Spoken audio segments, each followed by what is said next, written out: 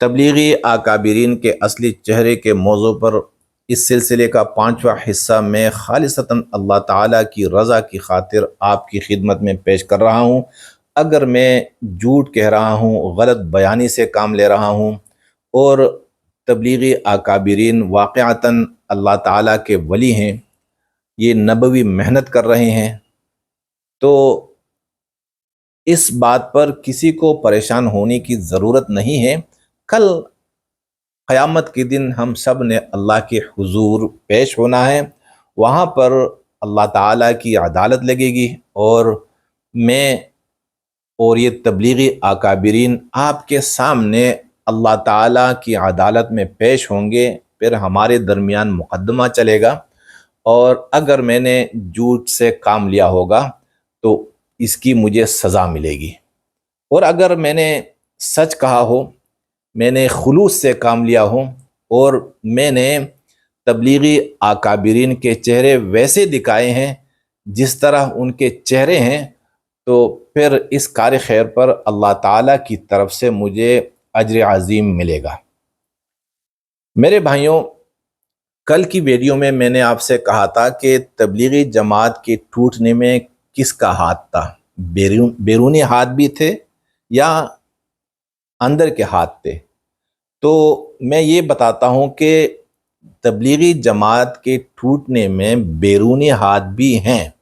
کس کے تھے میں پھر آپ کو بتاؤں گا، لیکن سب سے بڑا ہاتھ یہ اپنوں کا ہے۔ جس طرح اردو کا ایک شعر ہے کہ اس گھر کو آگ لگ گئی گھر کے چراغ سے۔ اس گھر کو، یعنی یہ جو جماعت ہے، اس کو کیوں آگ لگی؟ وہ اس وجہ سے کہ مولانا محمد یوسف صاحب نے پوری دنیا میں مراکز کھولے تھے، اور پوری دنیا کا جو مرکزی مرکز تھا، یعنی مرکزی کردار تھا، وہ نظام الدین کا تھا۔ پوری دنیا میں فیصلے ہوتے تھے نظام الدین کی طرف سے، لیکن قربانیوں کی وجہ سے، کیونکہ کام تو تبلیغ کا شروع ہوا ہے انڈیا میں، لیکن اب تک انڈیا سے 4 مہینے سے زیادہ جماعت کہیں نہیں جا سکتی، یعنی 7 مہینوں کی جماعت، سال کی اور 1.5 سال کی جماعت کبھی نہیں گئی۔ یہ پاکستان ہے جس میں 1.5 سال کی جماعتیں چلتی تھیں، پھر سال کی جماعتیں چلنے لگی، اور اب 7 مہینوں کی جماعتیں چلتی ہیں پوری دنیا میں۔ تو ان قربانیوں کی وجہ سے مولانا یوسف صاحب نے پاکستان کو دوسری حیثیت دی اور بنگلہ دیش کو تیسری حیثیت دی۔ پوری دنیا میں جو کام اٹھا ہے تبلیغ کا، وہ پاکستانیوں ہی کی قربانیوں کی وجہ سے اٹھا ہے۔ آپ دنیا میں جہاں بھی جائیں گے، جس سے بھی پوچھیں گے کہ آپ تبلیغ میں کیسے لگے ہیں، کس نے آپ کو دعوت دی ہے، کس کی وجہ سے لگے ہیں، تو آپ کو پاکستانی جماعت بتائیں گے کہ بھائی پاکستانی جماعت آئی تھی، انہوں نے ہمارا اکرام کیا، ہمیں کھلایا پلایا، تو اس وجہ سے ہم تبلیغ میں لگ گئے۔ کوئی بندہ آپ سے نہیں کہہ سکتا کہ بھائی انڈیا کی جماعت آئی تھی یا بنگلہ دیش کی جماعت آئی تھی اور انہوں نے ہمیں کھلایا پلایا تو ہم تبلیغ میں لگے ہیں۔ اس طرح کی مثال کوئی بھی پیش نہیں کر سکتا۔ اب جس طرح پوری دنیا میں کام ہو رہا تھا، تو ہر سال یا ہر 5 سال کے بعد دنیا کے ممالک میں اجتماعات بھی منعقد ہوا کرتے تھے، اور ان اجتماعات میں ملکوں والے نظام الدین کو، پاکستان کو اور بنگلہ دیش والوں کو بلاتے تھے۔ جب یہ تینوں مراکز کے اکابرین جاتے تھے تو وہاں پر، چونکہ مرکزی کردار تو نظام الدین کا تھا، تو وہاں پر عزت افزائی وہ صرف نظام الدین کے اکابرین کی ہوتی تھی، جس پر ہمارے پاکستان کے اکابرین بد دل تھے کہ بھائی کام ہم کر رہے ہیں، قربانیاں ہم دے رہے ہیں، لیکن دنیا میں عزت ان کی ہو رہی ہے۔ تو یہ اصل نقطہ تھا اختلاف کا، یہاں سے ان کے فاصلے شروع ہو گئے۔ پھر اس طرح ہوا کہ جب 3 امیر، یعنی 3 حضرت جی، آخری حضرت جی انعام الحسن صاحب بھی جب فوت ہو گئے، تو اس کے بعد کام چلانے کے لیے کوئی امیر نہیں منتخب ہوا، اور عالمی شورا وجود میں آئی تھی، اور اسی عالمی شورا ہی کی برکت سے پوری دنیا میں کام ہو رہا تھا، جس میں حاجی عبدالوہاب صاحب تھے اور مولانا سعد صاحب بھی تھے۔ لیکن جیسے میں نے کل آپ کو بتایا تھا کہ اراکین عالمی شورا وہ دنیا سے چلے گئے اور آخر میں صرف 2 اراکین رہ گئے تھے، جس میں حاجی عبدالوہاب صاحب اور مولانا سعد صاحب تھے۔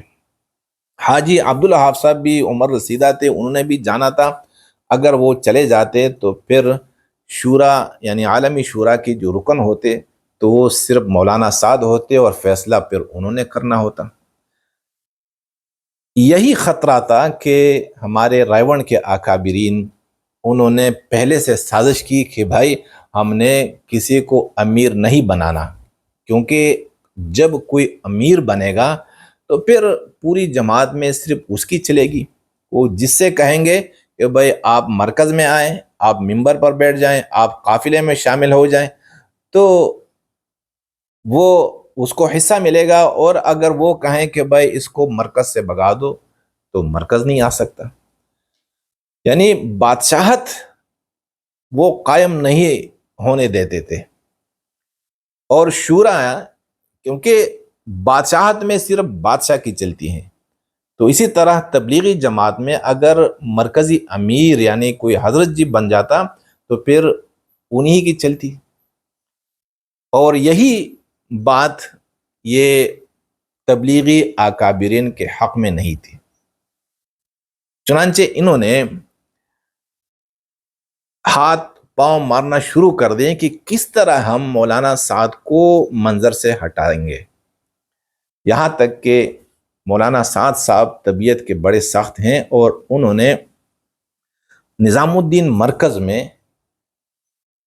گجراتی مولیوں کے جو کرتوت تھے ان پر گرفت شروع کر دی، اور وہی گجراتی مولوی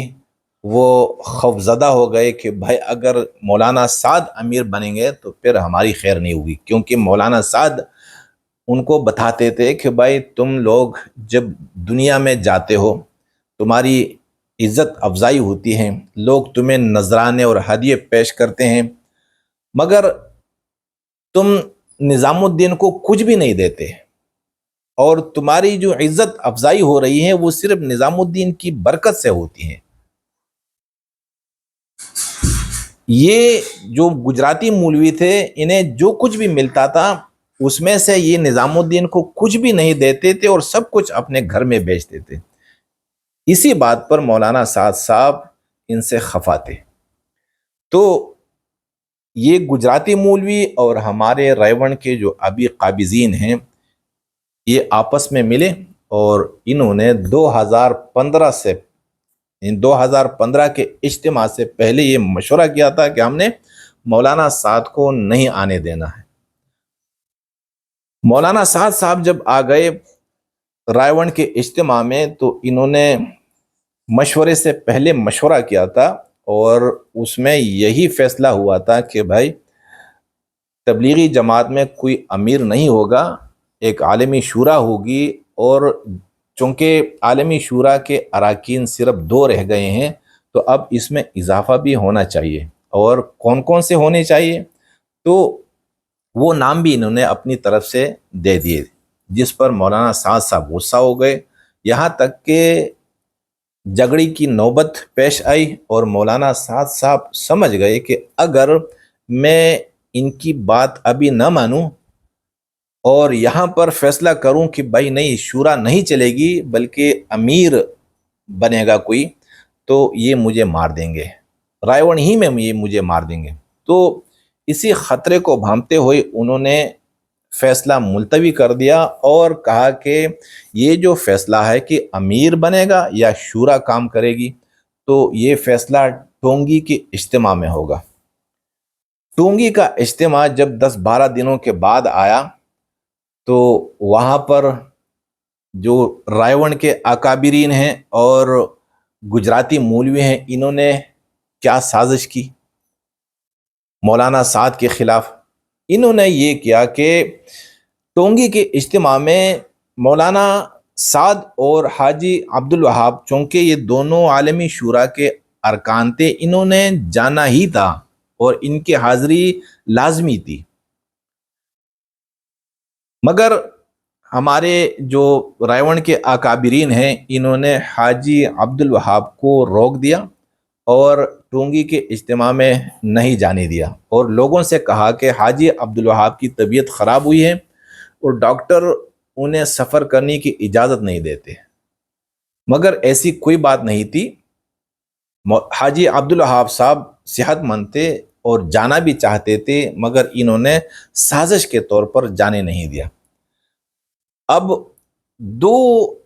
ارکان میں سے تو ایک کو انہوں نے روک دیا رائے میں، کیونکہ حاجی عبد الوہاب تھے تو امیر مگر قید میں تھے۔ کس کے قید میں تھے؟ انہی کے قید میں تھے۔ رہ گئے مولانا سعد صاحب، تو مولانا سعد صاحب انہوں نے جانا تھا، کیونکہ فیصلہ بھی کرنا تھا کہ بھائی امیر بنے گا یا شورا ہوگی۔ اب ان کا راستہ انہوں نے کیسے روکا؟ تو انہوں نے یعنی گجراتی مولیوں نے اور ریونڈی مولیوں نے بنگلہ دیش کی جو جماعت تھی وہاں پہ جو لوگ مولانا سعد کے خلاف تھے ان کو اکٹھا کیا، ان کو اکسایا اور کہا کہ آپ نے ایئرپورٹ پر جا کر دھرنا دینا ہے، احتجاج کرنا ہے، نعرے بازی کرنی ہے کہ بھائی مولانا سعد کو اجتماع میں مت آنے دو۔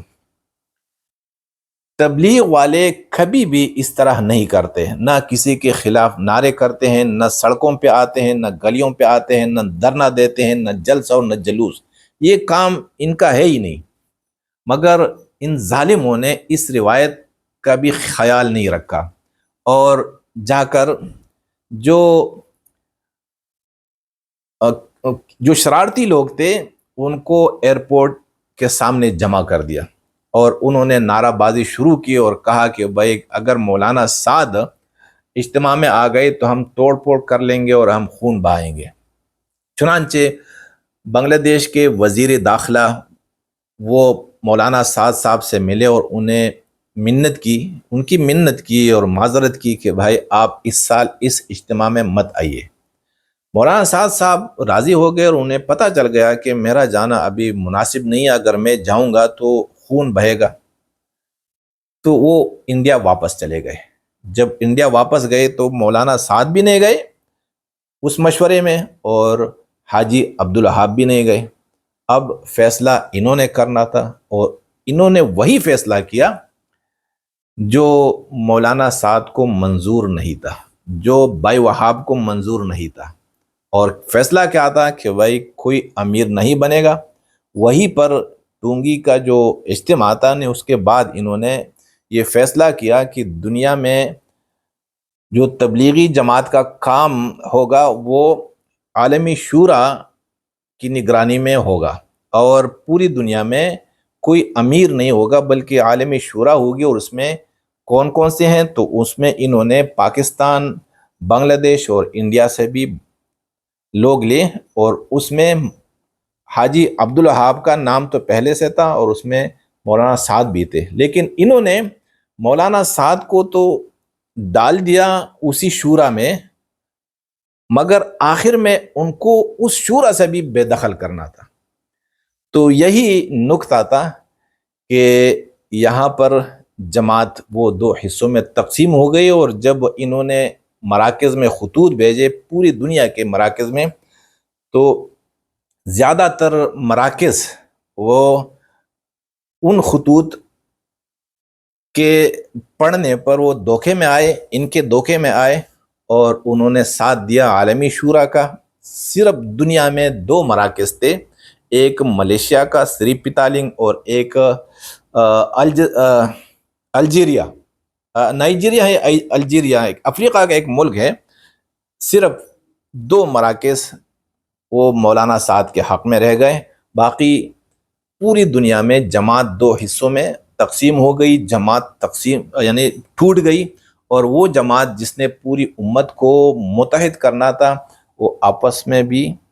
مشت و گریبان ہو گئے، اور ایک گروپ کے امیر بنے مولانا سعد اور دوسرے کے عالمی شورا والے۔ تو اس میں بیرون ہاتھ کس کے تھے؟ انشاءاللہ اس پر آئندہ بات ہوگی۔